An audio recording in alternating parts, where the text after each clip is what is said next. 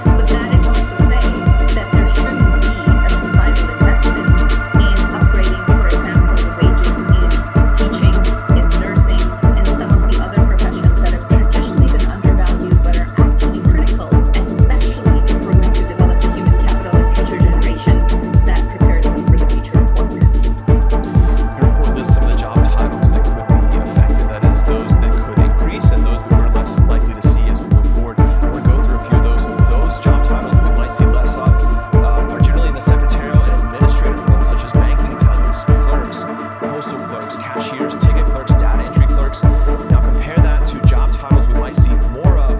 They're largely technology-related, AI and machine learning specialists, sustainability specialists, that's more green economy, business intelligence analysts, and information security specialists. So as you've been saying, there are opportunities for job growth, provided that people can retrain. This seems to be a big point of this report.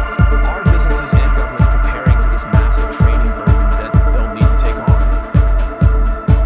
I think it's clear that both workers themselves and businesses have evolved. The last time we did this report 3 years ago versus today, it's clear that much more investment is going into reskilling and upskilling by companies. But it's not always the reskilling and upskilling that workers will need to be able to transition into a new role. The company is investing in what they need and the skills they will need for the future. But that doesn't mean that somebody who is being displaced is going to be able to get that from their current employer. And that's where governments need to step in. And that needs to be at a much larger scale than what is currently happening today. And it needs to be more sophisticated than what is happening today. At the moment, most countries are providing some level of an income safety net. Most are providing access to some kind of lifelong learning and some kind of support through career and job centers. But this needs to happen at a completely different scale, and these three things need to be brought together: the income safety net, the career advice, as well as the reskilling and upskilling. The good news is it actually can be done relatively fast, again, using the very technologies that are disrupting jobs.